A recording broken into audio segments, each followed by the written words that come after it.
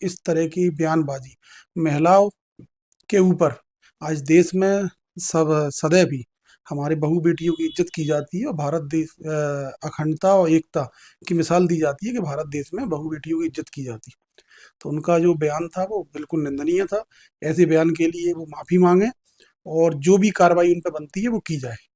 पर आज एक सोचने वाली बात है, हेमंत कटारे जो अटेर से विधायक हैं, उनका पहले मैंने कोई बयान नहीं सुना।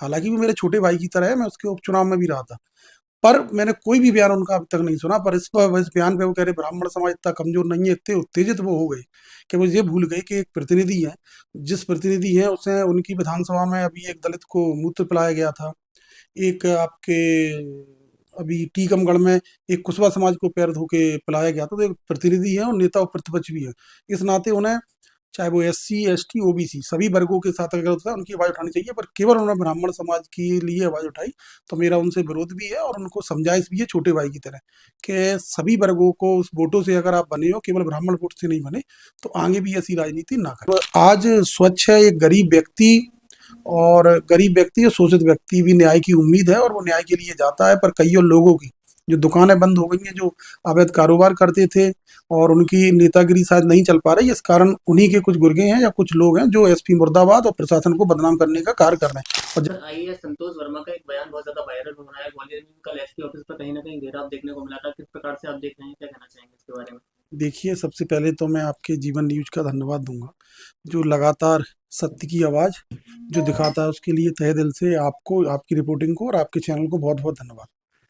जैसा कि संतोष वर्मा का एक बयान आया था, वो बिल्कुल निंदनीय बयान था और मैं उसमें पहले भी बोल चुका हूं कि इस तरह की बयानबाजी महिलाओं के ऊपर आज देश में सब सदैव ही हमारे बहू बेटियों की इज्जत की जाती है और भारत देश अखंडता और एकता की मिसाल दी जाती है कि भारत देश में बहू बेटियों की इज्जत की जाती है।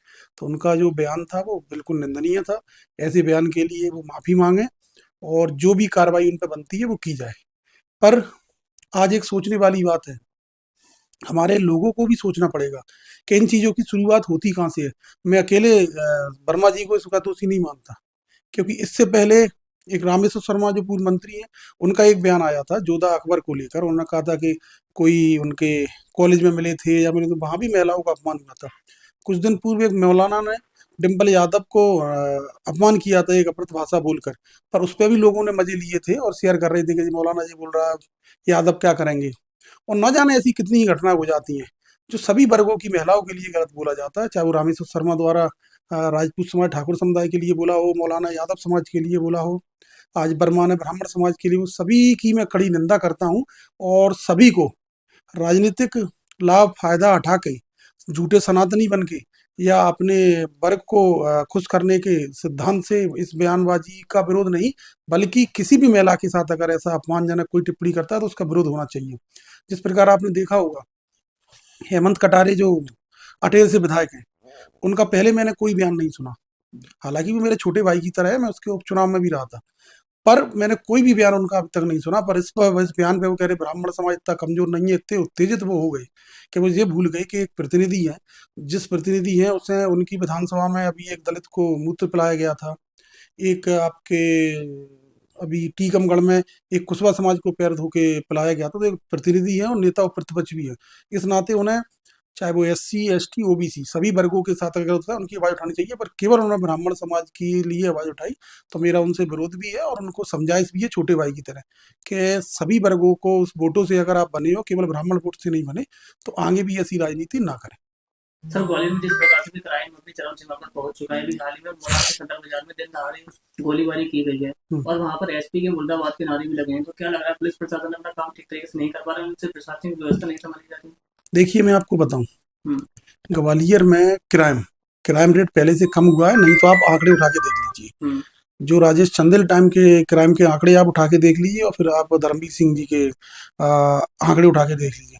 आज जितने भी क्राइम हुए हैं, मैं तो पुलिस प्रशंसा की पात्र ये है कि क्राइम रोकना तो एक मतलब पूरे 100% क्राइम रोकना तो एक असंभव, क्योंकि जो मानसिकता लोगों की खराब है वो एकदम से नहीं बदली जा सकती, पर धीरे धीरे क्राइम पे कंट्रोल किया गया है। और कोई भी किसी भी आरोप में, किसी भी घटना में, मुझे नहीं लगता कि 48 घंटे से ज्यादा कोई भी आरोपी फरार रहा है। और उसके बाद आरोपी को पकड़ा भी गया, उसके शॉर्ट एनकाउंटर भी हुए हैं और आरोपियों को जेल भी भेजा गया। और पुलिस जगह जगह, अभी जो आपने घटना का जिक्र किया मुरार में, तो मुर्दाबाद के जो नारे लगे, तो पहले भी जो कपिल यादव आरोपी है उसकी जमानत कैंसिल कराने का पहले भी काम किया तो शासन द्वारा किया गया। उसका यहाँ से जेल में रासुका लगाने का काम किया गया तो इन्हीं एसपी महोदय के कार्यकाल में किया गया। उसे पकड़ा भी गया, उसका शॉर्ट एनकाउंटर भी किया तो उन्हीं एसपी महोदय के कार्यकाल में किया। कुछ लोग हैं मानसिकता, जैसे कई और पहले जो लोग थे, मैं आपको बताऊं, कुछ लोग जातिवाद का भी आरोप लगाते हैं।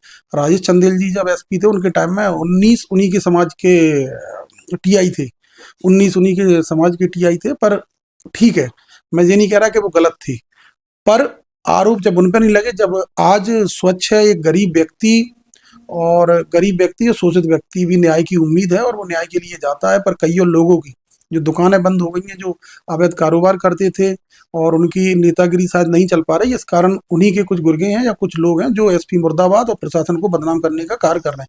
और जबकि वो प्रमाणित है, वो एक भी प्रमाण ऐसा दे दे कि किसी भी घटना में कोई भी आरोपी जेल की सलाखों के पीछे 48 घंटे के अंदर ना गया हो, तो मैं उन्हें मान जाऊंगा।